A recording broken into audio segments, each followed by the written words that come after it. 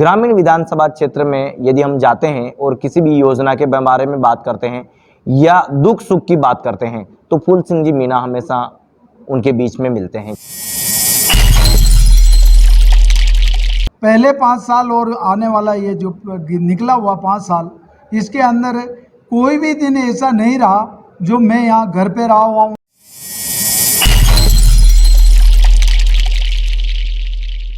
आपने प्रधानमंत्री मोदी जी का जिक्र किया। मनोज जी तिवारी तो खुद भी कह रहे हैं कि आप ग्रामीण मोदी जी हैं, यानी कि उदयपुर के मोदी जी हैं। देखो, ऐसा है कि हमारे राष्ट्रीय नेता है, वो कुछ भी कह दे, मैं तो एक सेवक हूँ। नमस्कार दोस्तों, आप देख रहे हैं राष्ट्र न्यूज़ और मैं हूं रमेश गर्ग। हमारे स्पेशल सेगमेंट मेवाड़ की बात में आज ग्रामीण विधायक फूल सिंह मीणा से बात होगी।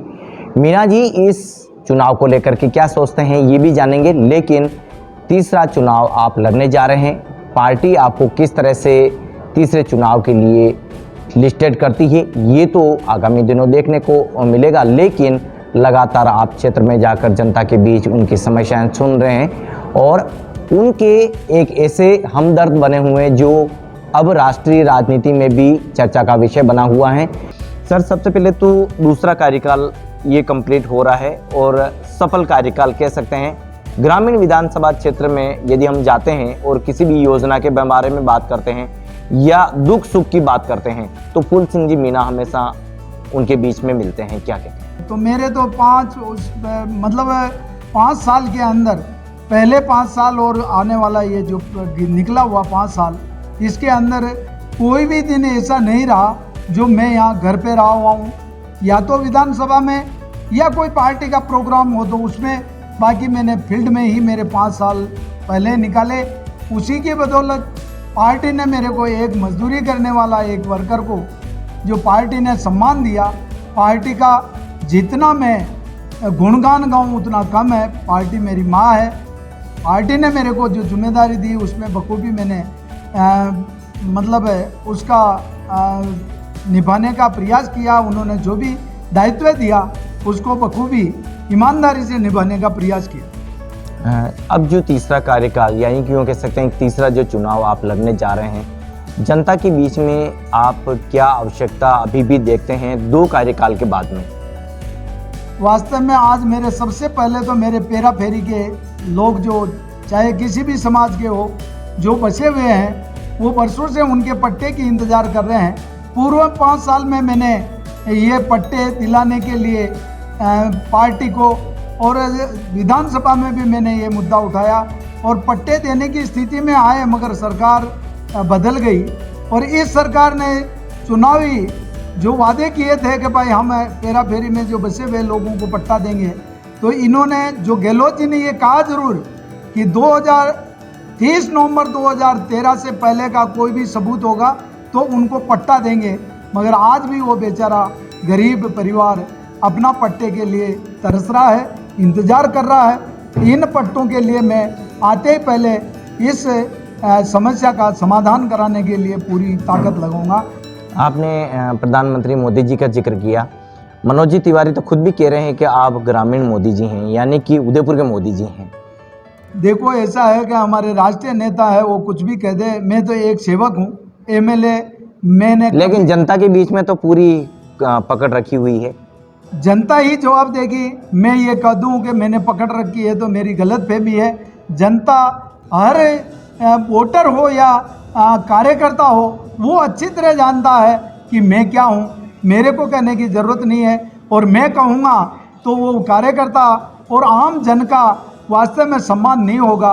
मैं तो उनका सम्मान करता हूँ जो उन्होंने मनोज जी तिवारी साहब को जनता ने कहा और मनोज जी ने मंच पर कहा, तो उस जनता का मैं सम्मान करता हूँ और उनका चरण धो धो के पीऊँ तो कम है कि एक मजदूरी करने वाला, एक बेलदार, उसको पार्टी ने टिकट दिया। ये भारतीय जनता पार्टी हो सकती है जो किसी को भी कहीं पे भी सम्मान दे देती है, तो मेरे को भी सम्मान मिला तो मैं तो पार्टी का कर्जदार हूँ और उस जनता का कर्जदार हूँ, उस कार्यकर्ता का कर्जदार हूँ जिन्होंने बिना स्वार्थ तन मरोड़ धन लगाकर पार्टी के लिए काम किया और 70 साल का रिकॉर्ड तोड़कर बता दिया, पहले कभी भी दोबारा कोई विधायक दूसरी बार में नहीं जीता। और ऐसा रिकॉर्ड तोड़कर उस एक एक वोटर का सम्मान करता हूं कि उन्होंने इस भारतीय जनता पार्टी का सपोर्ट किया और मेरे को दोबारा मौका दिया। तीसरा जो चुनाव आप लड़ने जा रहे हैं, अगर तैयारी की बात करें तो नए सिरे से तैयारी की तो बात नहीं आएगी, लेकिन फिर भी एक चुनाव को लेकर के किस तरह से रणनीति बना ली है? आपने ये सही पूछा कि पार्टी अगर मेरे को मौका देंगे तो तैयारी तो हमारी 5 ही साल बराबर रहती है और हम दुश्मन को कभी कम नहीं आंकेंगे। शेर जब भैंसा की शिकार करता है तब भी पूरी ताकत लगाता है और चूहे की शिकार करता है तब भी पूरी ताकत लगाता है। तो वास्तव में हमारा एक एक कार्यकर्ता ने कमर कस ली है, उतनी ही ताकत से लड़ेंगे जो पहले हमने 2013 और 2018 में पूरी ताकत लगाकर विपक्षी पार्टी को धूल चटाई है। तो यही कार्यकर्ताओं के दम पर और आम जन का सहयोग से ही हम यह काम कर पाएंगे। एक पिछला जो कार्यकाल था उसमें हम मोदी जी का पूरा जो एक जादू और अभी जो एक सनातन मुद्दा और आया है, आप लोगों के बीच में क्या देखते हैं और सनातन के प्रति कितनी लोगों के प्रति भावना है वो देखते हैं? वास्तव में हमारा सनातन धर्म तो धर्म है। कांग्रेस का ये कहते हैं कि सनातन को ख़त्म कर दें, तो वास्तव में मेरे सनातन भाइयों से मैं यही प्रार्थना करता हूँ कि किस पार्टी का हमारे को सपोर्ट करना चाहिए। हमारा बाप दादा जो जन जन देवी देवता और हम भगवान को पूजते हैं, इन्होंने तो उस टाइम पर भी कहा था कि ये जो मतलब राम जी तो कोई इंसान के रूप में तो कोई भगवान का अवतार नहीं है, ये तो राम को ही नहीं पूजते थे। और मैं तो ये कहता हूँ कि हमारे जो ये कांग्रेस के लीडर है वो अब मंदिरों में क्यों जा रहे हैं? उनके लीडर कहते हैं कि सनातन को ख़त्म कर दो, ये मंदिर में जाना सिखा दिया। और हमारे विधानसभा उदयपुर ग्रामीण में भी जो कहते थे कि हम हिंदू नहीं हैं, वो भी कावड़ यात्रा निकाल रहे हैं और माँ शिव जी के मंदिर में जाकर जलाभिषेक और अनेक पूजा प्रार्थना कर रहे हैं। तो वास्तव में सनातन धर्म जो मानते हैं, हम सनातन धर्म के अनुयायी हैं, हम सनातन धर्म से ही आगे बढ़े हैं। जब तक जिएंगे जब तक सनातन धर्म में रहेंगे और इसके लिए कोई बोलेगा तो उसको मुंह तोड़ जवाब देंगे। वोट सीट तो उसको कहते हैं जो टक्कर की हो और जो वास्तव में 2 बार हमारे को जनता ने चुनकर भेजा है, तो हमने अच्छा काम किया है तो जनता ज़रूर भारतीय जनता पार्टी का सपोर्ट करेगी। इसलिए वोट सीट तो हम कहेंगे नहीं, अच्छे मतों से जनता का मानस है, अच्छे मतों से हम जीतेंगे और पार्टी जीतकर सरकार बनाएगी। ऐसी निकम्मी सरकार जो वास्तव में महिलाओं के साथ में अत्याचार हो रहा है, पेपर लीक हो रहे हैं, बेरोजगारी बढ़ रही है, भत्ता इन्होंने दिया नहीं, बिजली के दाम नहीं बढ़ाने की बात की थी, वो 11 बार सरचार्ज के नाम पे बिजली के दाम बढ़ा दिए। किसानों का कर्जा माफ करने की बात की थी, वो किसानों का कर्जा किसान ने बेचारे ने लोन चुकाया नहीं तो उसकी ज़मीन कुड़क हो रही है, आत्महत्या कर रहे हैं किसान। इस सरकार को से वो उब चुके हैं कि ये 5 साल के अंदर इन्होंने ये जो रेवड़ियाँ बांटने का काम 2013 में भी किया और अभी भी कर रहे हैं, इनका कोई लेना देना नहीं है। अगर इनको इस जनता की सुध लेनी थी तो 4 साल पहले लेते, तो जनता जानती कि वास्तव में इन्होंने मेरी सुनाई की है। संगठन ने सोचकर जो पहले लिस्ट निकाली है तो अच्छा ही सोचा है, क्योंकि जो हमारी सीटें हारी हुई थी उसमें कैंडिडेट को उतारा है, उसको ज़्यादा मौका मिलेगा और उसको जन जन तक पहुंचकर इस पार्टी का लिए वोट मांगने का और उनके दुख सुख की बात पहले हम यहाँ से क्यों हार रहे थे उसके बारे में उनको जानने का मौका मिलेगा और उनकी कमी को हम पूरा करने के लिए आगे अच्छा काम करेंगे। इसलिए हम उनकी के विश्वास पर खरा उतरने के लिए उनकी जो वास्तव में पहले कमी रही है उसको पूर्ति करने के लिए पार्टी ने सोचा है, वो अच्छा सोचा है और इसके अंदर भी हमारे को कामयाबी मिलेगी। जी दोस्तों, राष्ट्र न्यूज़ पर फूल सिंह जी मीना समय समय पर हमसे मुखातिब होते रहते हैं और आप तक वो कंटेंट पहुंचता है। हमने साल भर पहले एक इंटरव्यू किया था और सर ने कहा कि नेताजी हैं हम जीते तो हम जिंदा और हारे तो मर गए। अब ये इस तरह का जो सवाल था आपका, हम लोगों ने काफ़ी उसको अपने कमेंट भी किए, तो ये ऐसा क्यों कहना पड़ता है? इसलिए कहना पड़ता है कि अच्छा काम करता है तो दोबारा जिंदा करता है, और अगर हमने अच्छा काम नहीं किया तो दोबारा उसको मौका देते ही नहीं है। हमारा नेता की वास्तव में 5 साल उम्र है, 5 साल के अंदर दोबारा जनता चुनती है तब जाकर मौका मिलता है। इसलिए कभी भी उस जनता का सम्मान में कमी नहीं रखेगा, वही जिंदा रहेगा।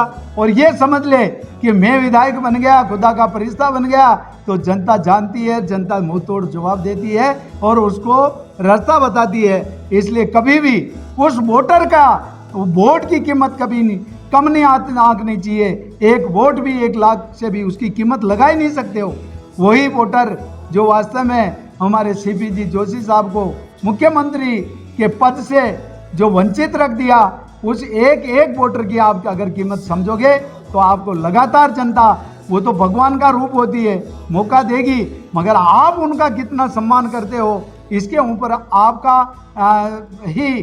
जो काम करने का और उनसे मिलनसार का या उनके सुख दुख में खड़ा रहने का वो रिजल्ट देती है जी। इसीलिए मतदान को लेकर के सभी को आगे आना चाहिए। कुछ बात आगे कर लेते हैं।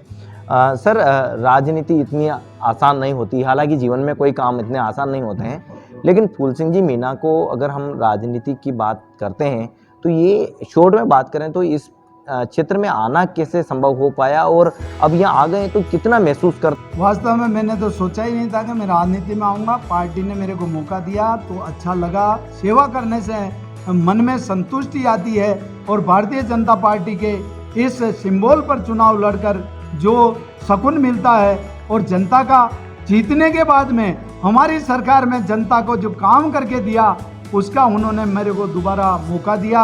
और अब की बार सरकार नहीं होते हुए भी जनता का हर दुख सुख में मैंने खड़ा रहकर विकास के अंदर उनका सहयोग किया। इस गहलोत सरकार ने हमारे विधायक फंड को ही नहीं, डीएमएफटी फंड को भी आपने 5 साल में हमारे को नहीं दिया।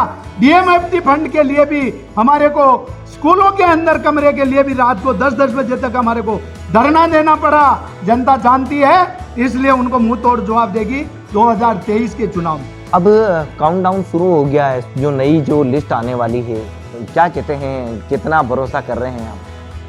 मैंने तो भरोसा पहले भी किया, आज भी कर रहा हूँ। पार्टी निर्णय करेगी, सही करेगी, और उसके ऊपर मैं विश्वास करता हूँ और उसके पसीनों पर चलूँगा। एक अहम सवाल, ग्रामीण विधायक जी शहर विधायक का भी अभी रोल अदा कर रहे हैं। पहले तो मैं कटेरे जी के चरणों में नमन करता हूँ कि ऐसे हमारे को एक मतलब वो कुमार घड़े को बनाता है, वैसे हम भी मतलब एक छोटे से कार्यकर्ता के रूप में उनके सानिध्य में हमने काम सीखा, और उनके नेतृत्व में मेरे को 10 साल का मौका मिला।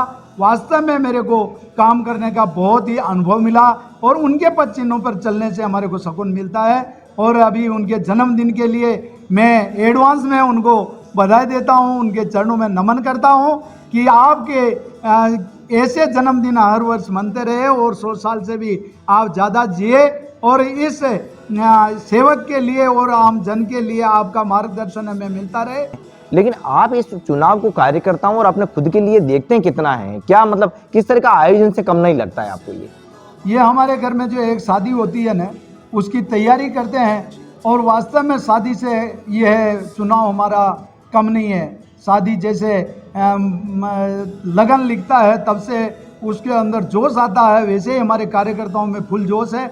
जब तक चुनाव की पेटी में एक वोट नहीं जाएगा तब तक हमारे को वास्तव में रात को भी नींद नहीं आती है। एक कार्यकर्ता यही सोचता है कि कौन सा वोटर हमारा नहीं है, हमारा है तो उससे भी मिलना नहीं है, उसकी भी क्या समस्या है, उसको देखकर उसको कैसे हमारे लिए वोट डलवाएं, इसके लिए रात और दिन कार्यकर्ता एक शादी के उत्सव से कम नहीं मानता जी। तो दोस्तों, ये थे ग्रामीण विधायक फूल सिंह जी मीणा, जो दूसरा कार्यकाल सफलता के रूप में पूरा करने जा रहे हैं, और कुछ ही दिनों बाद लिस्टें आने वाली है, फिर इस सीट पर आपका नाम होगा, आप तीसरा चुनाव लड़ने जाएंगे।